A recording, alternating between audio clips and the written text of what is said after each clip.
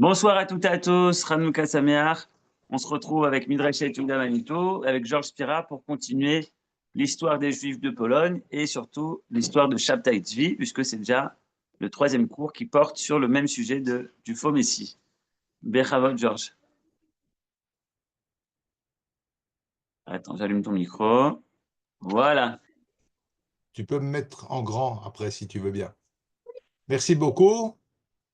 Eh ben voilà, on va démarrer notre affaire. Bonsoir tout le monde. Alors, d'abord, Hanouka Sameach à tout le monde. Et puis Chodesh Tov, puisque ce soir, on commence un nouveau mois. Voilà. Maintenant, j'ai également un joli carnet de famille. Alors, on va en profiter, on va le dire. Lily, j'ai de l'écho là. Oui, je sais. D'accord.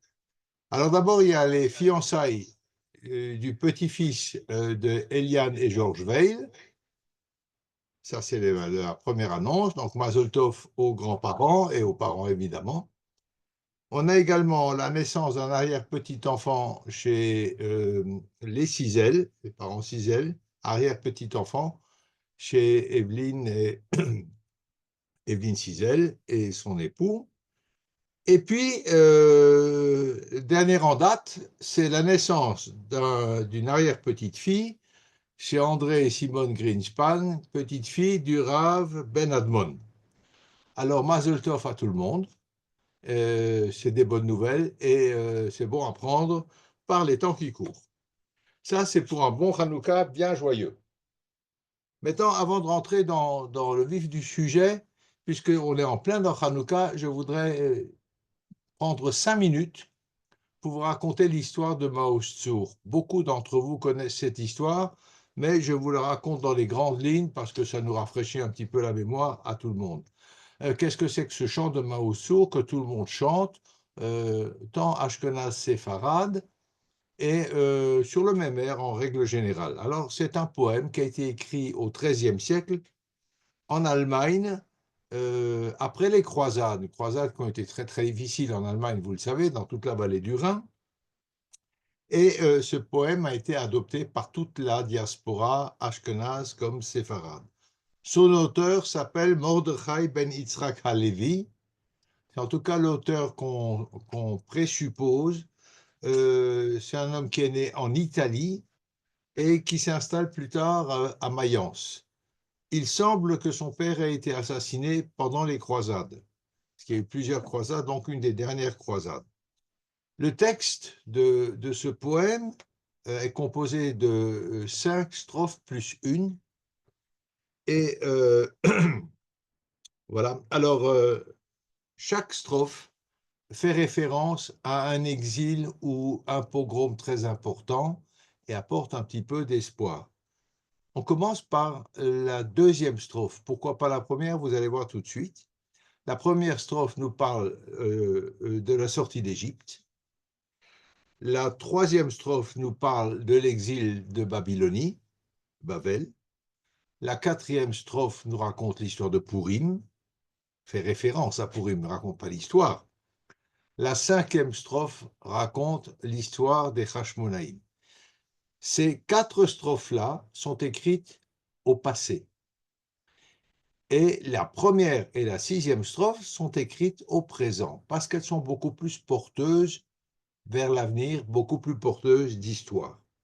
En fait, la première strophe exprime l'espoir de voir la reconstruction du Beth Amikdash, donc c'est effectivement tourné vers l'avenir, et la dernière strophe, qui n'est pas d'origine de Mordechai Halevi, mais qu'on attribue à Rabbi Moshe Isserles, le Réma, dont on a déjà souvent parlé, d'un grand philosophe, un grand kabbaliste de Cracovie, et on lui attribue la dernière strophe, et qui parle qui utilise 2 termes. Admon, le rouge, qu'on identifie à Barberousse. Barberousse qui a initié la 3e croisade, une croisade qui a été extrêmement meurtrière pour les Juifs et qui a donc commis énormément d'exactions. Donc voilà, on fait référence au rouge, Barbe Rouge, donc Barberousse. Et puis le deuxième mot qui revient, c'est Talmon. Talmon, qui signifie, le passouk, il est le suivant, repousse Admon, donc le rouge, Barberousse, à l'ombre de Tsalmon, et suscite pour nous les 7 bergers. Alors ça, c'est les 7 bergers, c'est une référence qu'on trouve chez Michée, un prophète, et qui nous parle de la délivrance. Quant à Tsalmon, on a parlé de Admon, donc le rouge, Barberousse, et Tsalmon fait référence à Tselem, la croix. Donc effectivement, Barberousse, qui est parti en croisade, porte la croix, et donc ce dernier verset nous porte l'espoir que nous serons bientôt débarrassés de la croix. Voilà. Alors, ça c'est pour le poème lui-même. Quant à la musique, c'est aussi assez intéressant, mais là il y a beaucoup d'opinions approchantes. La musique a été transcrite. Ce que je vous ai raconté jusque-là, je l'ai trouvé dans des écrits du substitut Jacques Cohn, qui était originaire de Mulhouse, qui est décédé, je crois, en Israël, mais il y a très très nombreuses années, et qui avait écrit un article dans un journal de la communauté. La musique, elle a été transcrite par le Chazan Birnbaum de Königsberg en 1878. Et selon lui, cette musique est une transcription d'un air populaire allemand qui commençait comme ça, So weiß ich eins. De cette manière, je sais une chose.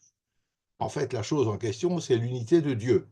Et cet air populaire allemand date du milieu du XVe siècle, donc c'est très très ancien, 1450 environ, et il était extrêmement répandu dans les communautés de la vallée du Rhin au XVe siècle. Ça, c'est pour l'histoire du chant proprement dit. On a vu le poème. Qu'est-ce que va devenir ce chant? Juste un petit clin d'œil sur l'époque contemporaine. Naomi Shemer, que vous connaissez tous, a été inspiré par Mao Tzu pour un chant qui s'appelle Shivhe Maoz, louange de la forteresse. Ah oui, ça c'est formidable. Sauf qu'elle ne parle pas de la forteresse que représente pour le peuple juif Hachem, la forteresse, le lion, notre protecteur, etc. Mais elle fait référence aux places fortes de Tsahal qui étaient attaquées pendant la guerre d'usure avec l'Égypte au courant de l'année 1969.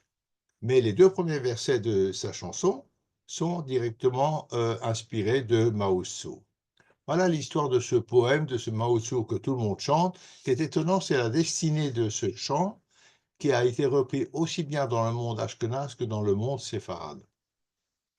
La dernière strophe de Rabbi Moshe Isserles n'a pas été retenue par le monde séfarade, mais ça peut aussi se comprendre parce que si effectivement on fait la référence à la croix et à Barberousse, c'est un problème que n'a pas connu, Dieu merci, le monde séfarade.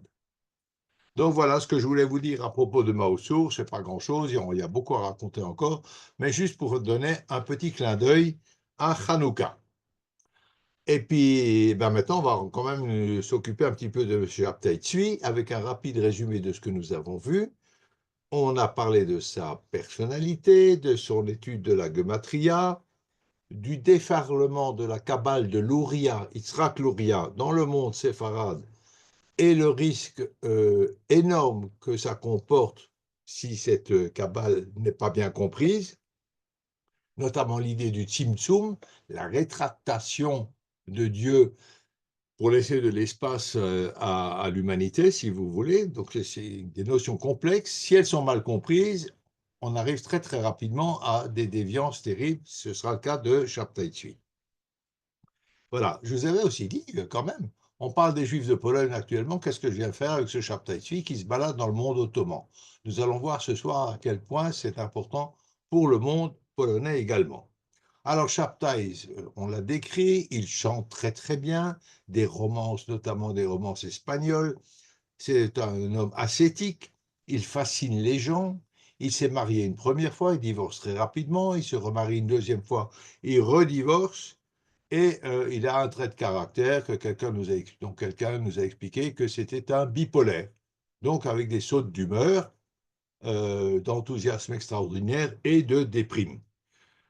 Il voyage à travers tout le Moyen-Orient et selon le cas, il est adulé ou rejeté. Et je vous ai parlé des mots extrêmement durs utilisés par ses détracteurs, et il a des doutes.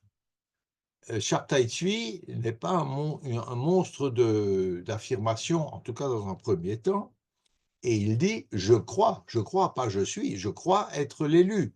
Il est convaincu d'avoir une mission pour le peuple juif, mais il a quand même des doutes et il les exprime. Et puis alors, il commence un petit peu à dérailler, il brise des tabous pour accélérer le temps, c'est-à-dire que, par exemple, il prononce le nom de Dieu tel qu'on n'a pas le droit de le prononcer, parce que la transgression maximale risque, c'est une conception, peut accélérer la venue de Mashiach. Alors il est mis au Kherem par son ancien maître, Rabbi Escapa de Smyrne, qui le met au Kherem, parce que vraiment là, ça ne va plus du tout.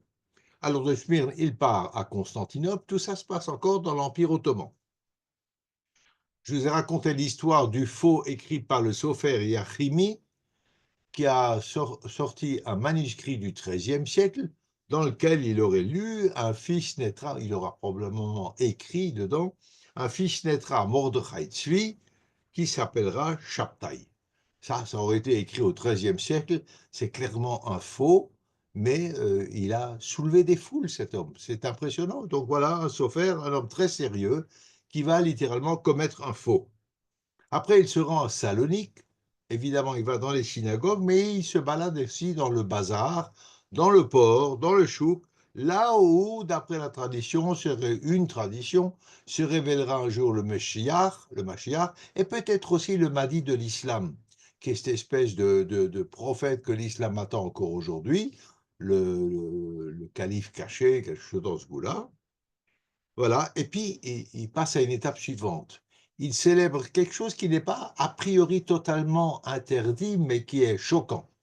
Il célèbre son mariage avec la Torah, avec une choupa, tout le décorum nécessaire. C'est pas qu'a priori ce soit totalement interdit, mais c'est quand même un peu choquant. On se marie avec une femme, on se marie, voilà, mais pas avec la Torah. Et la Torah, on la respecte, on l'étudie, on ne se marie pas avec elle. D'abord, il se marie avec elle et se déclare Moshiach ben Yosef.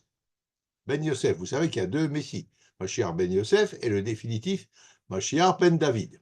Donc il y a une progression. Et puis il est chassé, évidemment, il est chassé. De Athènes, il se rend à Fausta, où là-bas, il fait la connaissance d'un personnage très important. C'est, disons pour faire simple, le ministre des Finances de l'Égypte. Ce n'est pas n'importe qui. Ce monsieur s'appelle Raphaël Yosef Tchelebi, excessivement fortuné. C'est un élève de Rabbi Shmuel Vital, donc un kabbaliste, un homme qui s'intéresse à la Kabbale, à l'ésotérisme. C'est un homme de bien, incontestablement. Il a toujours plein de monde à sa table, des indigents qu'il nourrit, etc. Et il est subjugué par Shabtai Tzvi et le soutient. Bien. Alors, de là, il part à Jérusalem en 1666. Là se déroule l'histoire que je vous avais racontée de la lettre de Gad pour les Juifs du Sambation. Vous connaissez l'histoire du Sambation, ce fleuve miraculeux au nord probablement de l'Érythrée qui s'arrête de couler le Shabbat. Voilà, une histoire qu'on a racontée. Dan le Danite a raconté cette histoire-là quand il est venu en Europe, il y a bien, bien longtemps déjà. Et on part là-bas avec une lettre signée par 10 rabbins. 10 rabbins dont des gens extrêmement sérieux comme Yaakov Semach, qui est un élève tout droit venu de Rabbi Chaim Vital. Donc c'est vraiment des gens extrêmement sérieux. Et cette lettre est pour mobiliser les Juifs du Sambation, et puis une autre petite idée derrière sur laquelle on va venir tout de suite.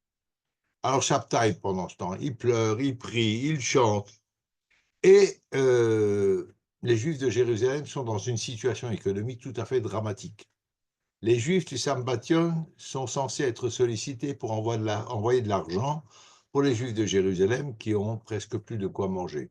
Et on demande à Shabtai Tzvi d'aller retrouver son ami Tchelebi, le grand argentier, le ministre des Finances de l'Égypte, pour lui demander de l'aide. Alors, il part Et en route, il passe par Hébron, évidemment, c'est logique de passer près des tombes des patriarches, et il passe par Gaza. Et à partir de Gaza, c'est à partir de là que toute cette histoire va s'emballer. On en était là la dernière fois. Et voilà, qu'est-ce qui se passe à Gaza? Il passe là-bas et il rencontre pour la première fois un monsieur qui s'appelle Nathan Ahazati, Nathan de Gaza. Alors, qui c'est ce monsieur? C'est le fils d'un réfugié allemand qui a fui des pogroms en Allemagne, qui s'est réfugié à Gaza. Pour vous dire entre parenthèses qu'il y a une communauté à Gaza depuis très très très très longtemps. C'est un enseignant de style rabbinique, donc tout à fait classique, tout à fait rationnel, à peu près.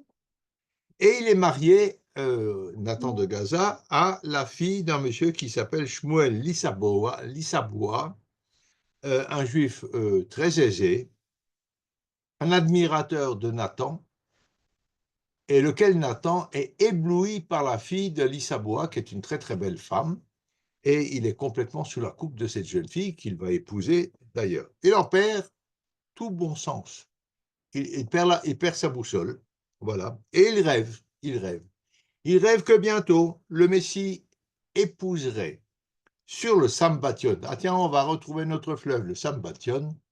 Il rêve que bientôt le Messie allait épouser sur le Sambation la fille d'un rabbin législateur, donc un posek halacha, une beauté exceptionnelle, vierge évidemment, âgée de 13 ans, qui apparaîtrait sur un lion. Oh, un rêve. Voilà. Alors, la communauté est informée des rêves de Nathan de Gaza et également Chelebi au Caire. Voilà. Alors, Shabtai, il entend ça aussi, il ne le connaît pas encore, il va consulter Nathan, qui confirme à Shabtai le rôle qu'il doit assumer et qui lui propose son aide. En fait, si vous voulez, Nathan de Gaza, c'est vraiment l'âme damnée de Shabtai Tzvi, c'est un manipulateur, il va faire Shabtai Tzvi. Shabtai Tzvi, il pensait avoir un rôle à jouer, mais il avait des doutes, etc. Tout ça, nous l'avons vu. Nathan de Gaza va l'asseoir sur des certitudes et va littéralement en faire un produit. Je vous avais parlé de start-up messianique, ben voilà. Voilà l'inventeur de la start-up messianique, Shabtai Tzvi. Comme m'a dit quelqu'un il y a 15 jours, il y en avait déjà une fois une, à l'époque de Jésus, il y avait déjà une start-up messianique. C'est pas faux. Voilà. Alors, il est son agent publicitaire, démarcheur, il le pousse à l'action, il attend, toujours attend. Il prophétise la chute du sultan. Oula, il prophétise la chute du sultan de l'Empire ottoman. Là, il est un petit peu loin. Et il prévoit également le retour des 10 tribus. Nathan pousse littéralement le Messie, entre guillemets, et assume le rôle d'Élie le prophète. Et on l'appellera Nathan le prophète. Il assume ce rôle. C'est Élie, le prophète, qui annoncera un jour la venue de Mashiach, et donc il endosse ce rôle auprès de Shabtai Tzvi. Du coup, Shabtai Tzvi rejette tous ses doutes, ça y est, maintenant il est sûr de sa mission, de ce qu'il doit faire, il est enhardi par son coach, et il endosse son costume de Messie avec une fougue littéralement délirante. Là, il est vraiment bien dans sa peau, sûr de lui, et il rentre dans son rôle. En Égypte, il obtient l'aide de Tchélébi, évidemment, qui va lui donner beaucoup d'argent pour aider les Juifs de Jérusalem. Nous reviendrons là-dessus tout à l'heure. Mais il se passe un événement tout à fait crucial. Voilà qu'une petite jeune fille qui s'appelle Sarah, originaire de Pologne, qui est orpheline après les massacres de Chmielniki. Vous voyez comment le lien est en train de se tisser avec la Pologne. Cette petite jeune fille, elle a été retrouvée complètement désemparée, ses parents assassinés par Chmielniki, et elle est recueillie par des chrétiens qui la confient à un couvent. Et puis, une dizaine d'années plus tard, elle a 22, 23 ans, quelque chose comme ça. Elle se sauve du couvent et on la retrouve à moitié dénudée dans le cimetière juif local. C'est pas trop ce qui s'est passé. Voilà. Alors elle est soignée, elle est prise en charge par la communauté, elle est soignée, et une fois qu'elle est remise sur pied, on l'envoie à Amsterdam où il y avait encore elle avait un frère qui avait également survécu au massacre de Chmielniki. Donc elle se rend à Amsterdam. Vous voyez le lien? On est de la Pologne ashkénaze, on arrive à Amsterdam, on parlera aussi de Hambourg. Cette histoire de Shabtai Tzvi fait le tour du monde. C'est un événement absolument considérable. Alors elle retrouve ce frère et peu de temps après, elle part pour Livourne, en Italie, avec le projet d'épouser rien de moins que le Mashiach qui arriverait bientôt.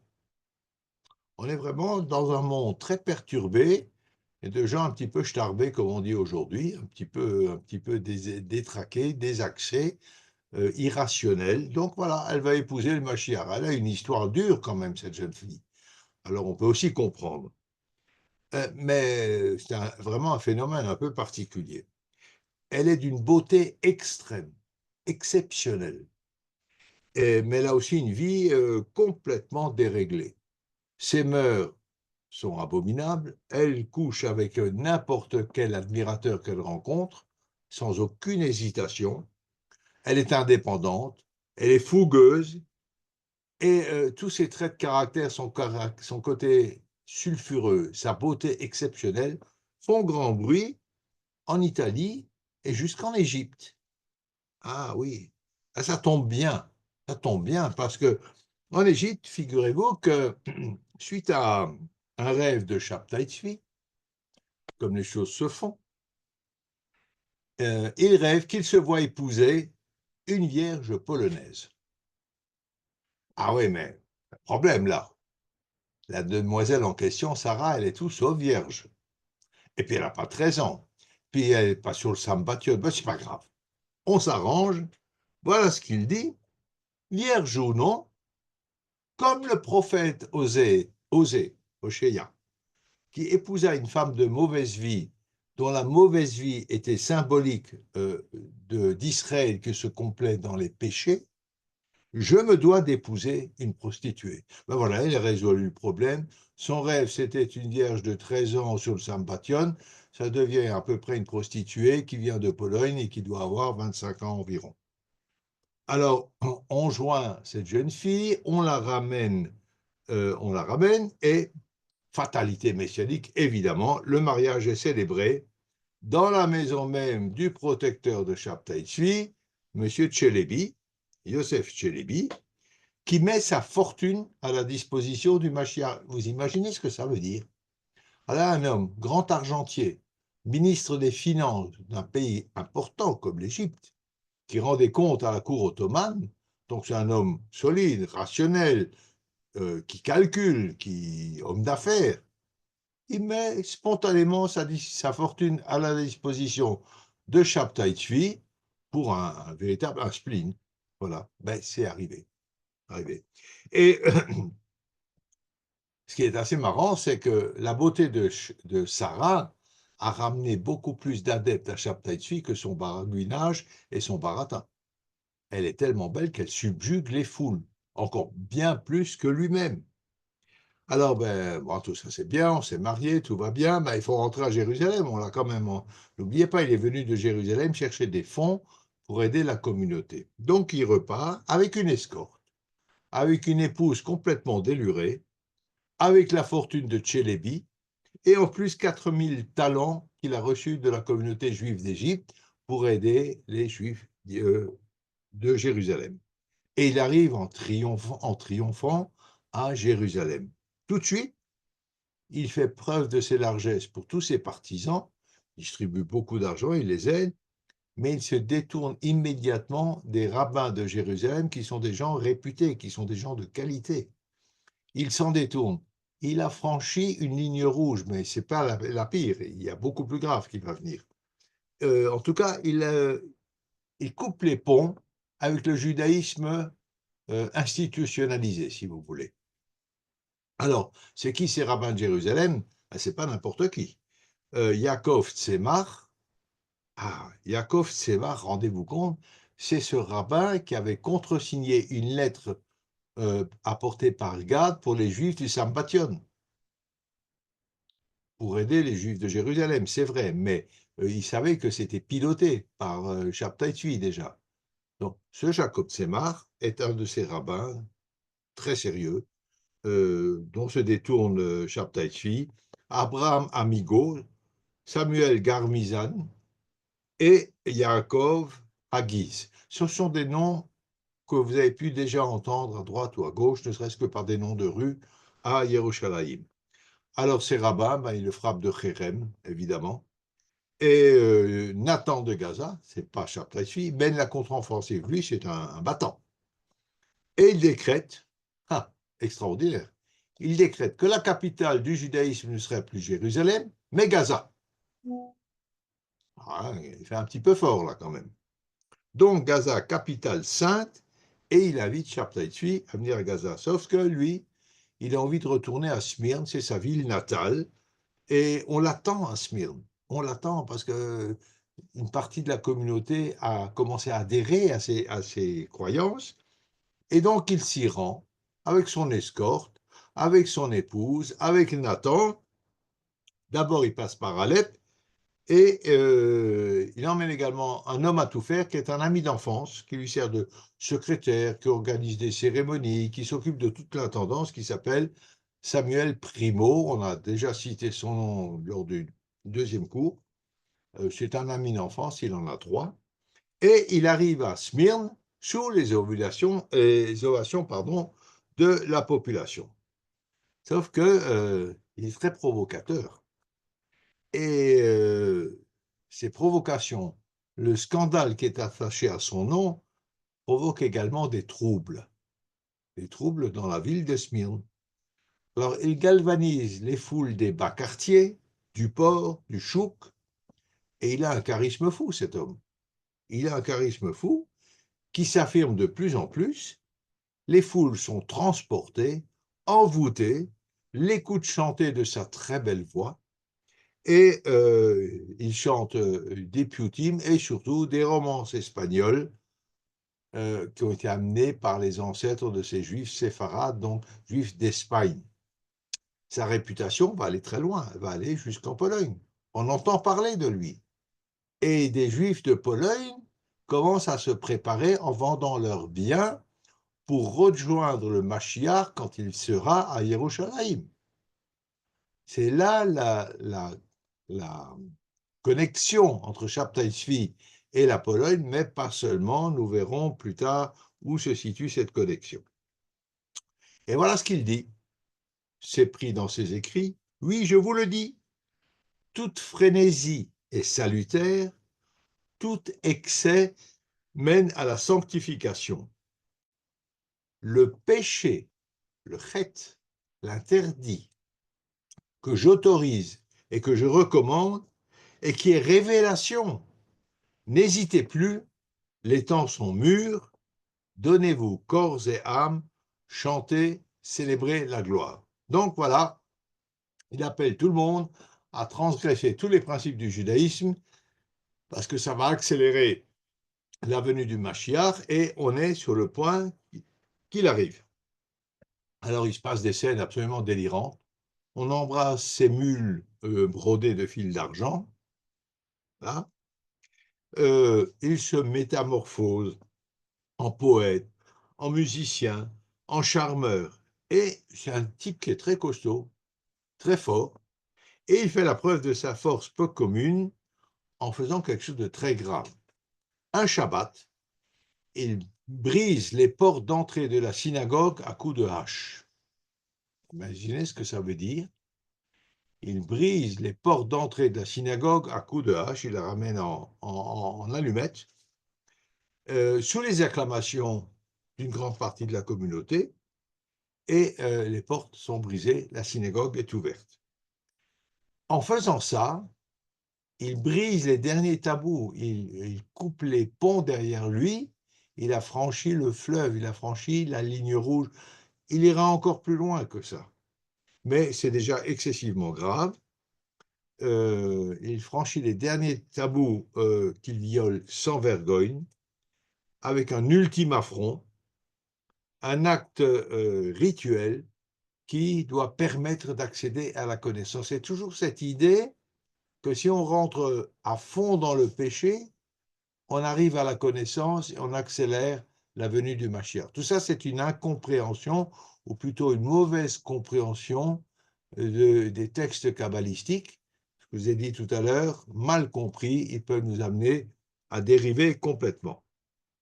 Mais il est populaire, c'est un démagogue, ses ambiguïtés sont très soigneusement calculées, et il invite les femmes, ce qui ne se faisait pas à l'époque, à participer aux offices. Ça, c'est pas le pire dans cette histoire-là. Alors, les rabbins, un petit peu partout, et notamment les rabbins de Constantinople, sont alertés parce que ça commence à prendre des proportions un petit peu trop importantes. Alors, les 25 rabbins de la capitale, avec à leur tête le Chacham Bashi Yom Tov Ben Yakar, ça c'est un monsieur dont nous avons déjà parlé quand on a parlé des Juifs séfarades. Le Chacham Bashi, c'est donc le grand rabbin de l'Empire ottoman, une personnalité considérable. Et ces rabbins, avec le Chacham Bashi, autorisent les rabbins de Smyrne à condamner Shabtai Tzvi à mort. Oh, ça c'est quand même pas banal, hein. On ignorait, on ne condamnait pas comme ça à mort, et certainement qu'au XVIIe siècle ou au XVIIIe, il n'est plus question que la communauté condamne quelqu'un à mort. Alors, mais il s'en fout, il ignore complètement la menace, et il est encouragé par deux rabbins de Jérusalem aussi, rabbin Moshe Galant de Jérusalem et le rabbin Daniel Pinto d'Alep, qui eux sont venus lui rendre hommage, le soutiennent à fond, donc il arrive à subjuguer des rabbins qui, a priori, sont des gens sérieux. Certains y voient clair, d'autres n'y voient pas clair, ils ont peur de louper le dernier wagon, et donc ils le soutiennent, alors que ce sont des gens vraiment sérieux, et du coup, il se proclame, étape suivante, Moshe Meshiach ben David. Alors maintenant, c'est le définitif. Moshiach ben David. Alors le peuple crie, évidemment, vive notre roi Messie, l'expression. L'ivresse est collective, c'est une transe, c'est quelque chose d'inimaginable, des centaines et des centaines et des milliers de personnes qui vont l'aduler, qui vont le soutenir, qui vont tout abandonner pour suivre le Messie. Les Juifs de Salonique se préparent à l'avènement. Alors, Salonique a été très, très sensible au mouvement de Shabtai Tzvi. Alors, à Salonique, on jeûne, on prend des bains dans de l'eau glacée et toutes sortes d'autres pénitences pour se purifier, pour être prêt à accueillir Mashiach. Beaucoup, beaucoup de gens vont vendre leurs biens euh, pour être prêts à suivre le Messie quand il sera là. C'est vrai à Salonique, c'est vrai dans tout l'Empire ottoman et c'est vrai en Pologne aussi. D'autres, lors des processions, entrent en transe. Ce n'est pas du tout une tradition juive d'entrer en transe. Et ces processions, on voit Shabtai Tzvi avec toute sa cohorte et sa cour, etc., préparent le retour à Sion la même année. Alors, comme on va partir à Sion et qu'on veut absolument avoir la bénédiction de Shabtai Tzvi, on marie les enfants en toute hâte, sous le regard du maître, qui siège avec un éventail en argent. Bien, alors il a un éventail en argent, et la tradition sabbatienne veut que celui qui touche cet éventail, ceux qui touchent cet éventail sont frappés de sainteté. Vous imaginez jusqu'où ça va cette histoire-là? On touche un éventail, on devient un kadosh? Qu'est-ce que c'est que cette histoire-là? Qui est-ce qui est la maîtresse de cérémonie de tous ces mariages? Eh bien, c'est Sarah, plus provocante que jamais. Elle joue un rôle primordial dans ce cérémonial des mariages. On doit bien qualifier ces cérémonials de cirque, un vrai cirque. Mais ça fonctionne, ça soulève des foules. Des fortunes sont mises à sa disposition de tous les côtés, de tous les pays. on lui envoie de l'argent, on lui apporte de l'argent, on lui envoie de l'argent avec des émissaires, de tous les côtés. Et Shabtai déplace et nomme des rabbins selon sa fantaisie du moment. À l'occasion, il est même capable de sévir. Et on a le récit d'une histoire qui est assez terrible. Il y avait un notable de Smyrne qui s'appelle Chaim Pena, qui était un adepte de Shabtai Tzvi. Et puis, qui a mis à jour son jeu, qui a mis à jour sa duplicité, et qui a émis des critiques assez fortes sur ce jeu qui est en train de se jouer. Eh bien, il a été lapidé à l'intérieur de la synagogue de Smyrne. Lapidé, quand même grave. Et il n'a dû sa survie qu'à sa fille, qui n'a pas hésité à se prosterner devant Shabtai Tzvi pour obtenir son pardon pour son père. Ça va quand même très loin, cette histoire-là. Alors, Shabtai Tzvi, ben maintenant, il est entouré d'un clergé, d'une cour. Il a des ministres. C'est une entreprise, hein. C'est vraiment une entreprise. Et il y a un protocole très élaboré. Il y a des rituels qui sont instaurés. Et ces événements vont retentir jusqu'au fond de la Turquie, ou plutôt vers la capitale, donc un retentissement très fort en Turquie et en Europe.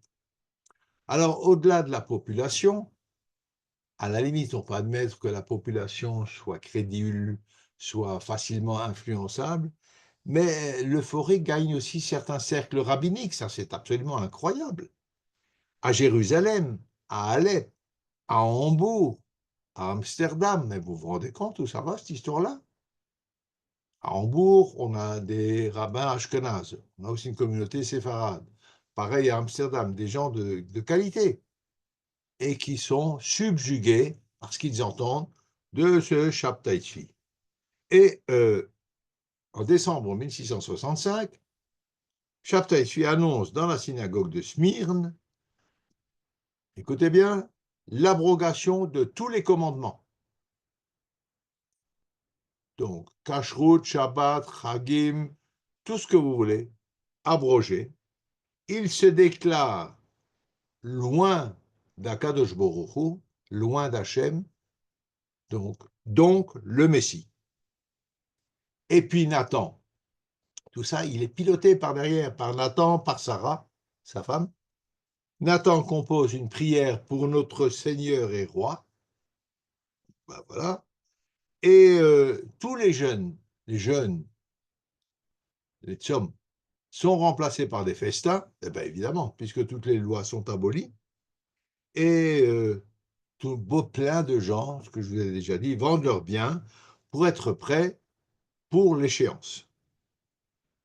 Voilà, seulement le mouvement devient tellement important, remue tellement de monde, qu'il commence à prendre un caractère politique. Et là, les choses vont changer un petit peu. Alors, en fait, c'est une époque où les relations entre l'Europe et le grand turc sont difficiles. Donc, l'Empire ottoman est occupé avec autre chose que s'occuper d'un type là qui mène des foules, sauf qu'il mène des foules. C'est pas rien. Donc, il faut faire attention. Alors, Shabtai Tzvi finit par, et c'est là qu'il arrive au summum du rejet de l'hérésie, il finit par parapher une circulaire qui est transmise à ses ouailles, en foi de quoi je signe, moi, l'Éternel votre Dieu. Vous vous rendez compte? Il signe une lettre, en foi de quoi je signe, moi, l'Éternel votre Dieu. Il n'est même plus Mashiach ben David, il est carrément Hachem. Ça, c'est un petit peu beaucoup. Alors, trop, c'est trop. Et le pouvoir ottoman, inquiet, ordonne au prophète en question de comparaître dans les 3 jours devant les autorités à Constantinople. Ah, ça devient un petit peu plus chaud. Alors, vous allez voir où ça va aller, cette histoire-là. Avant de partir, Shabtai Tzvi partage la terre, on parle de la terre d'Israël, entre ses 26 disciples. les plus proches. Son frère Elias reçoit le titre de roi des rois de Juda. Yachimi, c'est celui qui avait écrit qu'au XIIIe siècle, un prophète a annoncé que naîtrait un fils, Shabtai Tzvi, à son papa. Moshe Galant, Samuel Pinto sont également des élus de Shabtai Tzvi, et Raphaël Tchelebi est nommé roi Joas. Et puis, le 1er janvier 1666, M. Shabtai Tzvi embarque avec sa cour et Samuel Primo pour Constantinople. Donc, il s'y rend en bateau. Il y a beaucoup de récits mythologiques qui ont raconté des miracles qui se sont produits pendant le voyage. Et le plus grand miracle, d'ailleurs, avéré, lui, c'est que dès qu'il débarque à Constantinople, il est mis au fer. Ça, c'est un vrai miracle. Il est mis au fer. Alors, on intercède pour lui, évidemment. Le sultan, lui, donc le grand patron de l'Empire ottoman, est à Andrinople. Shabtai Tzvi est reçu par le pacha de Constantinople, qui l'accueille avec une gifle magistrale. Alors, l'histoire de la gifle, c'est le statut de dhimmi, n'oubliez pas. Quand, par exemple, les Juifs amenaient l'impôt qu'ils devaient payer au sultan, la première chose, c'est qu'ils ramassaient une baffe avant de donner l'argent. Là, c'est pareil. Ils se ramassent une gifle magistrale, mais ce n'est pas un problème. Ces événements très difficiles sont interprétés par ses disciples comme les événements préparatoires à l'avènement de Mashiach. Évidemment, c'est logique. Samuel Primo, son ami d'enfance, répand le bruit que le maître a été reçu avec tous les égards dus à son rang, tous les honneurs. Et puis les Ottomans, c'est quand même un jeu politique là. Je les rappelle, ils ont des problèmes avec l'Europe. Les Ottomans, prudents, se disent que ce type, il est dangereux, il ramasse beaucoup de foule. Ce serait peut-être intelligent de l'éloigner un petit peu de Constantinople. Il est trop célèbre et on l'interne à Abidor, dans les Dardanelles. Donc c'est toujours en Turquie, mais un petit peu plus loin. Et là-bas, ce monsieur qui a beaucoup d'argent soudoie les gardiens et il mène littéralement grande vie avec sa cour dans la prison d'Abidor, dans les Dardanelles. C'est un palais. Voilà. Les visiteurs viennent lui rendre visite par milliers. Vous imaginez ce que ça signifie à une prison dans un patelin perdu. Les gens viennent par milliers lui rendre visite, lui rendre rendre hommage au roi captif, au Mashiach captif. Il ne parle pas quand même de Dieu captif, pas encore. Et bon, les autorités sont inquiètes. C'est vraiment, ça prend de l'ampleur cette histoire-là.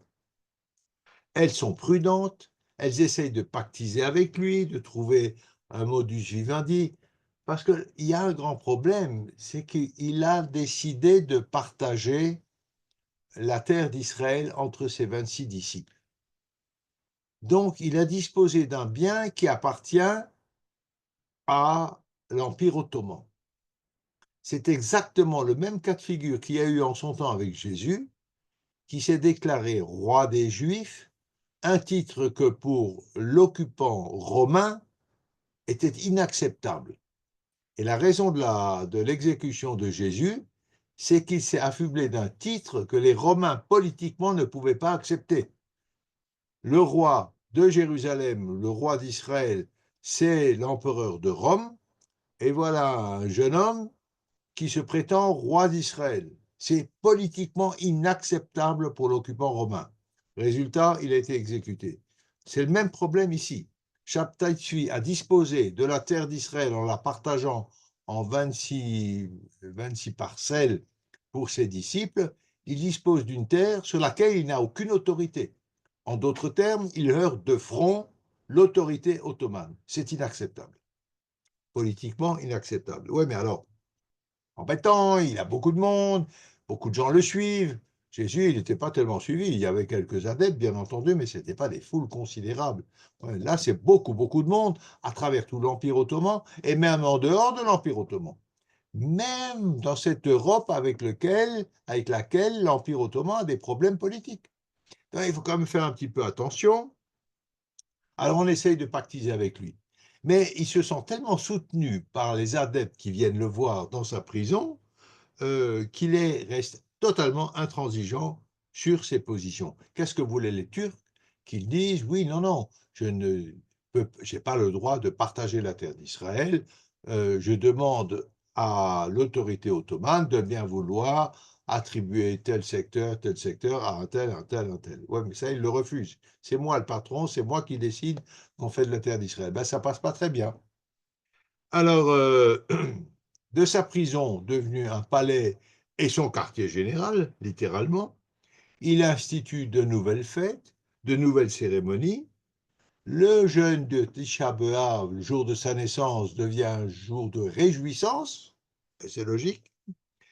Il est grisé littéralement par le succès, et ça va plus loin, puisque sa captivité favorise la diffusion de son message. La preuve qu'il est Mashiach, c'est toute la souffrance qu'il subit. Son message est céleste et sa captivité est vraiment la preuve qu'il est ce qu'il dit. Et là, il va commettre une erreur. Et là, voilà. Nous allons retrouver notre Pologne. Il y a deux rabbins de Lvov qui viennent le voir dans sa prison, ou plutôt ils viennent à Constantinople et transmettent un message pour lui. Ces rabbins s'appellent Daniel Lévy et Lev Hertz. Ce pas des adeptes de Shabtai Tzvi, ils sont de passage à Istanbul pour plein d'autres raisons. Il faut simplement savoir à Shabtai Tzvi que le rabbin Nehemia Chayon parcourt la Pologne annonçant son arrivée prochaine. Alors, ce Nehemia Chayon, je pourrais vous faire un cours entier sur son histoire. C'est un personnage absolument fantastique, mais il n'est pas passé dans la pérennité et on ne va pas quand même perdre tout un coup pour ça. Mais en gros, je vous raconte ce qui s'est passé. Ce monsieur est très ambitieux. Et puis, il comprend très très bien ce qui se passe là avec Shabtai Tzvi. Il n'est pas stupide. Mais il a envie de prendre sa part du gâteau. Il a envie d'en avoir un petit morceau pour lui aussi et de participer à l'aventure messianique. Et il s'y voit un rôle prépondérant. Alors, Shabtai, informé, le convoque dans sa prison, s'il vous plaît, et puis Nehemia Hayol lui fait part de ses intentions et affirme qu'Israël attend non pas un, mais deux Messies. Ah. Alors, il réitère à plusieurs reprises cette exigence, et puis Shabtai Tzvi n'est pas du tout prêt à partager. L'opération est très juteuse, elle fonctionne très bien, il n'est pas du tout prêt à partager ce qu'il a mis tant d'années à mettre sur pied. Alors, le choix divin ne pouvant pas être discuté, puisqu'il est investi, lui, loin de Dieu, donc qu'est-ce qui vient ce Nehemia Chayon m'embêter, il rompt les discussions avec lui. Furieux, Nehemia Chayon se rend à Andrinople, chez le sous-préfet, et y accuse Shabtai Tzvi d'inciter les Juifs à la révolte. Bon, l'histoire de Chayon, je m'arrêterai là, parce qu'après ça, il s'est baladé vraiment presque dans le monde entier. C'était un truand, c'était un voleur, c'était un rabbin, c'était un thaumaturge. Il a essayé 50 trucs différents et il mourra finalement dans un petit village en Pologne. Son histoire n'apporte rien, mais c'est un roman, un vrai roman, ce type-là. En plus, il était avec des mœurs totalement dissolues, il respectait rien. Il a incité à la conversion au christianisme parce qu'il disait que le judaïsme repose sur une trinité, c'est la Shrina, Hachem et encore un troisième élément. Vous voyez un petit peu le rapprochement avec le christianisme, trois éléments, et il a fini par inciter les gens à se convertir au christianisme, et lui-même s'est converti au christianisme aussi. En surface, on ne sait pas exactement, peu importe, le personnage ne vaut pas qu'on perde, mais c'est une histoire folle, histoire folle. Bien, donc il est dénoncé et accusé d'inciter les Juifs à la révolte. Ah oui, ça c'est grave. Ça c'est grave pour l'Empire ottoman. Et du coup, Shabtai Tzvi est conduit à Andrinople, où réside le sultan, et devant lequel il doit répondre de très graves accusations. Incitation des Juifs à la révolte, et puis prise en charge de la répartition de la terre d'Israël entre une vingtaine, entre 26 disciples. C'est quand même très très lourd. Alors le sultan lui dit, voilà, mais si des Juifs, es-tu à même, pour asseoir ta cause, donc pour justifier ce que tu fais, d'effectuer tout de suite un des miracles comme ceux que tu as accomplis auprès des tiens. Et c'est embêtant. Faire des miracles comme ça, il faut être dans les conditions pour, etc.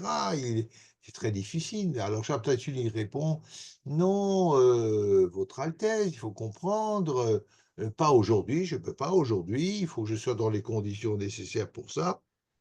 Sur quoi le sultan lui répond, à ce que, si je comprends bien, je dois comprendre que le Messie est à court de miracles. Bon, un Messie qui ne parle pas le turc, qui est abandonné par l'inspiration divine, il ne me reste plus qu'à le condamner et sévir. Qu'on le déshabille, et vous, messieurs, transpercez-le de vos flèches. Ah, voilà, ça va vite, cour ottomane, condamné à mort. Et pas d'une façon très sympathique, transpercé par des flèches. Alors Shabtai Tzvi, il avoue que pathétique, il ne peut pas faire de miracle, contrairement à ce que racontent les gens. Non, il n'en est pas capable et il demande pitié au sultan. Alors là-dessus, le sultan, par grandeur d'âme, décide de le faire empaler, qui est une mort plus rapide, pour s'être attribué le titre de Messie de Palestine, un acte de haute trahison. Donc, ce que je vous ai raconté, il s'est arrogé des droits qui ne lui appartiennent pas. Et il peut échapper à cette condamnation à une condition, c'est qu'il se convertisse à l'islam, ce qu'il fera séance tenante, immédiatement. C'est la fin? Oh non, c'est pas la fin. C'est pas la fin de son histoire. Évidemment, c'est une transgression majeure. Shabtai reçoit le nom de Mehmet Efendi.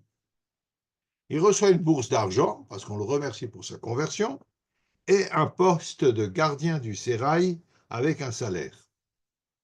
Sa femme Sarah devient Fatme Kadoun. Fatme Kadoun.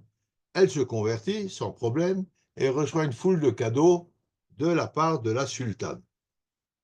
Et puis il y a un cheikh Effendi, qui s'appelle comme ça, qui est chargé de l'éducation islamique de Shabtai et qui lui conseille de pousser les juifs à se convertir à l'islam. Alors pour montrer l'exemple, Shabtai épouse une esclave turque, musulmane, sans pour autant répudier Sarah, évidemment, et se consacre au prosélytisme de l'islam, donc à la diffusion de l'islam. Ces derniers partisans, là il va quand même y avoir pas mal de défections, sont frappés de kherem par les rabbins, et ces derniers partisans affirment que c'est une dernière épreuve avant l'éclatement au grand jour de Shabtai Tzvi Mashiach. Envers et contre tout, il faut espérer. Voilà ce que disent ses disciples. C'est quand même incroyable. Voilà un type qui a tout transgressé et les gens croient encore en lui. Nathan se lance en campagne, son âme damnée, je vous rappelle, Nathan de Gaza, en expliquant que la conversion de Shabtai Tzvi doit lui permettre de livrer combat contre les forces du mal. Notre maître accepte le sacrifice suprême. Il choisit l'exil messianique afin de hâter la fin des souffrances d'Israël. Et donc, pour l'aider, partageons ses souffrances, c'est-à-dire convertissons-nous à l'islam. Il se fait le propagateur de l'islam, Nathan, bien plus encore que Shabtai Tzvi. Le sabbatianisme entre en clandestinité parce que ce sont des musulmans qui judaïsent en cachette et chez certains est appliqué un islam extrêmement exigeant, mais plein de relents de mystique juive et d'un retour vers certaines traditions et pratiques juives. Les descendants des juifs convertis constituent un groupe qui s'appelle les Dunmé. Ça, c'est un nom que vous pouvez retenir, D-O-N-M-E-H, les Dunmé, qui sont donc les descendants et les perpétuateurs de cette tradition de Shabtai Tzvi. Ce sont des musulmans qui pratiquent un certain judaïsme en secret. On peut rapprocher ça des Maran, évidemment, et un judaïsme qui va se diluer progressivement. Ils se marient entre eux. Les Dunmé, il y en a jusqu'au début du XXe siècle, hein, et il y en a probablement encore aujourd'hui. Ils se marient entre eux. Dunmé en turc moderne veut dire tricheur. Et c'est pas faux, tricheur. Alors, les Turcs attendent le premier faux pas de Shabtai Tzvi pour le confondre et dire qu'il a triché avec sa conversion, que c'est un hérétique et qu'on puisse l'exécuter. Sauf que, il ne fait pas de faute, il reste tout à fait dans la bonne ligne. Alors, au bout d'un certain temps, ils sont lassés et il est exilé très loin, en Albanie, à Doulenio, où il reviendra, semble-t-il, à une certaine forme de judaïsme et mourra complètement dans l'oubli en 1676. Paul Fenton, qui est un historien contemporain, a retrouvé en 1985 sa tombe dans ce village de Doulenio en Albanie. Et voilà, on a oublié Shabtai Tzvi.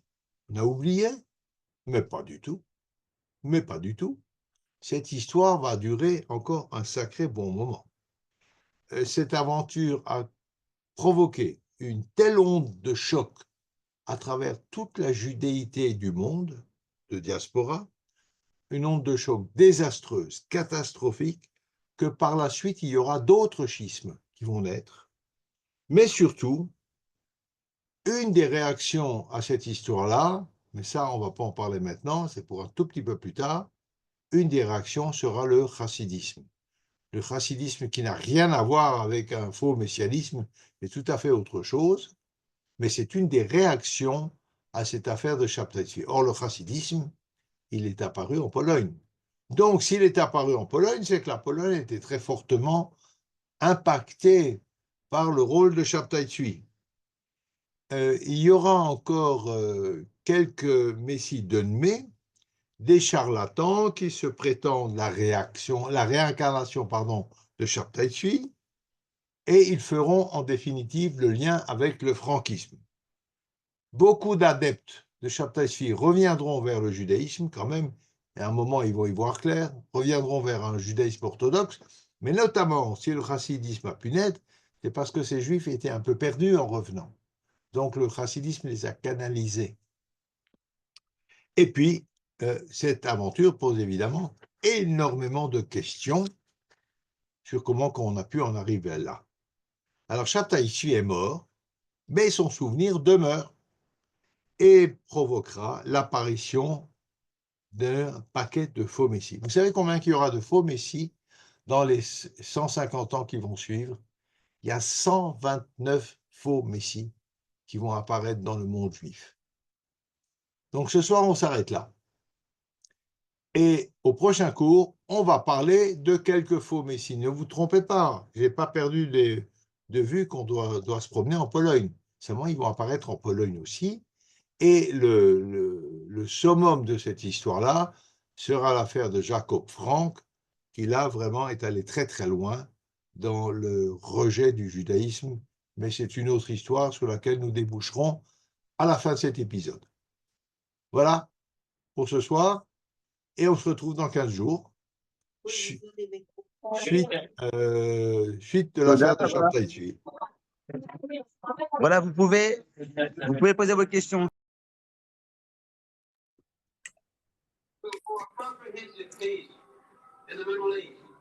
Jimmy Carter, 39e président des États-Unis, J'entends pas là, j'entends pas. Jusqu'en 81, sèchement battu par Georges, moi, Oui. il me semble que la question la plus importante, c'est de savoir comment se fait-il que les gens l'ont suivi? Ah, ben oui. Qu'est-ce qui a fait que les gens l'ont suivi? Alors, on va la soulever cette question, mais il y a déjà, en ce qui concerne les Juifs de Pologne, on avait vu que c'était en réaction au massacre de Chmielniki, il a fallu se raccrocher à quelque chose. En ce qui concerne les Juifs du monde séfarade, c'est la formidable diffusion de la pensée de Luria, mal expliquée, qui a transporté les gens dans un monde mystique, messianique, kabbalistique, qui les a totalement induits en erreur. Et là aussi, même dans le monde ottoman, il y a quand même la situation des Juifs n'était pas toujours des plus confortables. Et voilà, il est venu avec un message d'espoir et trompeur. Et en plus, il y a la personnalité du bonhomme. Il n'y a pas de doute qu'il avait un charisme exceptionnel, exceptionnel. Arriver à transposer comme ça des rabbins, des sommités, gens de grande qualité. Après, ils vont voir qu'ils se sont trompés, mais un personnage tout à fait exceptionnel. Vous savez, il y a un bonhomme qui fait un bruit énorme dans le monde qui s'appelle le révérend Moon.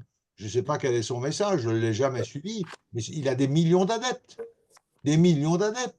Vous avez des sectes contemporaines qui ont été créées où le patron a amené les gens à se suicider. Vous vous rendez compte, ça c'est le sacrifice suprême. Comment est-ce que des gens rationnels, intelligents, équilibrés en arrivent à se suicider? Voilà, c'est une vieille question, une vieille ancienne. Je n'ai pas toute la réponse, c'est difficile à poser. Je ne sais pas. C'est une amorce de réponse. Merci. Bonsoir Lydia. Je t'entends pas. Micro. Là, ça y est, tu m'entends. Maintenant, je t'entends. Paula, elle n'était pas là ce soir, elle est à un allumage de Hanouka. Oui, oui, je sais, elle nous a écrit. Ah, d'accord. Voilà, vous avez d'autres questions encore? Alors, si je raconte ça, ici, je continue avec les autres faux messies, et pour bien mettre en évidence l'impact désastreux qu'a eu Shabtai Tzvi. Mais il est écrit que lui, ce sera Jacob Frank. Et la réaction à Jacob Frank, ce sera Wissenschaft des Judentums, la science du judaïsme, hein, comme les choses s'enchaînent, qui sera une réponse qui se veut rationnelle à un mouvement totalement irrationnel. L'autre qui est très différent, Mais voilà, c'est chez nous. Ils sont venus. J'ai arrivé tard, jeudi soir. Je ne sais pas s'il y a quelqu'un qui parle, il y a quelque chose à dire, une question? Copain, pour Shabbat Quelqu'un qui a oublié de fermer son micro. Francis, je crois qu'il faut que tu fermes ton micro. On ne sait pas qui c'est. Moi, je crois que c'est Daraba. Hanouka Sameach. Merci à vous. Hanouka Sameach à tout le monde. Tout va bien, D'accord. Lydia? Hanouka Sameach. Tout va bien, Lydia? Neymar? Oui, écoute, tout va bien, oui. On va allumer les bougies, là. Ouais, On ne l'a pas fait encore. Et j'avais David et famille pour Shabbat. Juste le Shabbat. C'est ça de prix sur l'ennemi. Voilà, exactement. C'est bien, c'est bien. Je peux poser une question? Oui, bien sûr, bien sûr. Est-ce qu'il a écrit quelque chose? Shabtai Tzvi? Oui. Je ne crois pas qu'il ait laissé beaucoup d'écrits. Nathan de Gaza, oui. Shabtai Tzvi n'a pas laissé beaucoup d'écrits. Des phrases, je vous en ai cité quelques-unes comme ça lors de ce cours. Mais il n'a pas laissé beaucoup d'écrits. Donc, il n'a fait aucune prophétie, finalement. Non, non, mais c'était un charlatan. Hein. Rêvez. Oui. C'était un charlatan. À la fin de sa vie, il va encore une fois se marier. On voit encore quelqu'un d'autre. Vous allez voir. Et ce quelqu'un d'autre aura une fille. Enfin, bon, c'est un personnage. Hein. C'est vraiment. Ce qui est surtout intéressant là-dedans, c'est à quel point il a totalement perturbé le monde juif. Cet impact est phénoménal. Phénoménal. qui fera d'ailleurs que quand le chassidisme apparaîtra, mais ça on en parlera beaucoup plus tard, le Gaon de Vilna, qui n'est pas vraiment n'importe qui, s'est violemment opposé au Baal Shem Tov parce qu'il craignait que lui fasse une espèce de messianisme à la Shabtai Tzvi. Il avait terriblement peur pour le peuple juif. Ça a amené à faire des choses absolument étonnantes pour une personnalité comme le Gaon de Vilna. À la fin de sa vie, ils se sont réconciliés. Mais il y a eu une guerre féroce entre le Baal Shem Tov et le Gaon de Vilna. Pas du tout une guerre pour des questions d'ego, mais une guerre pour des questions d'avenir du peuple juif. Vraiment. Incroyable. Et une autre histoire, pour plus tard.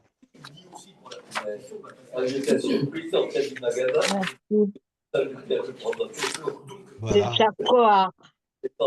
Avec plaisir. Merci beaucoup à vous. Hanouka Sameach. Chodesh Tov à tout le monde.